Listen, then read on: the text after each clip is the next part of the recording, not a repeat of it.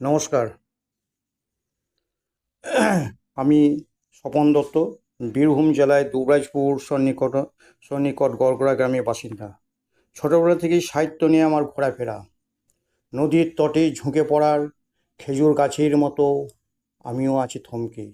এই গ্রামের আঠালো মাটি কামড়ে, তাই প্রতিটি বিকেল দেখি চুপি চুপি আমার চারপাশ।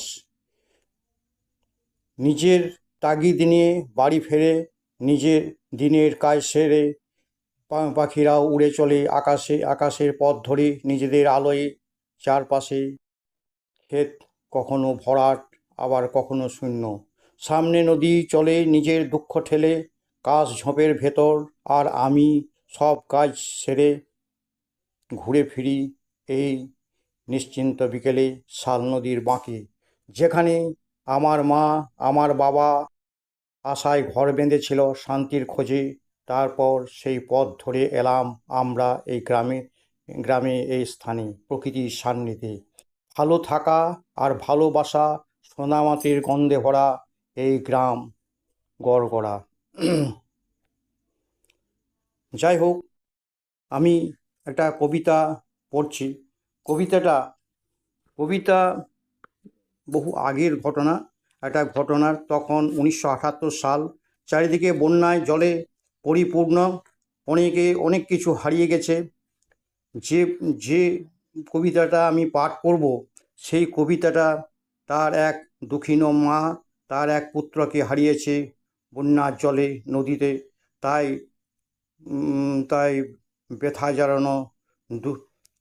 জড়ানো হৃদয়ে সে কেঁদে কেঁদে ফিরছে বুকের যন্ত্রণা নিয়ে। সেই দুঃখিনী মায়ের স্মৃতি নিয়ে আমার এই কবিতা। কবিতার নাম স্মৃতি। স্মৃতি কিছু এক মুঠো বালির ভেতর, আম পলাশের পাতা এসে ছুঁয়ে যায়। ওপার বাগান থেকে সারি সারি 78-এর বন্যায় কেড়েছে ঘর বাড়ি আর আমার অনন্তকে। আকাশের চাঁদ কাঁদেই অসহায়ভাবে দুঃখিনী মায়ের শূন্য আঁচল ঘিরে। বলো নদী, এখনই কি শুনতে পাও বুকের ভেতর কিছু কথা কানে কানে? আমি যাব সেইখানে, সেই পথ ধরে যেখানে চোখের জলে ঘুমায় শিশু। ব্যথা ভরা চলে যায় ছেঁড়া মেঘ, বলে না তো কোনো কথা, শুধু রয় চেয়ে। নিঝুম রাতের কলকলতানে নদী বাতাসের কোলে চাপে অনন্তের সাথে। প্রতি ধাপ আঘাত হানে বুকের হাপড়, প্রতিক্ষণ প্রতীক্ষায় থাকে স্মৃতিঘেরা শোকার্ত হৃদয় মাঝে। ধন্যবাদ।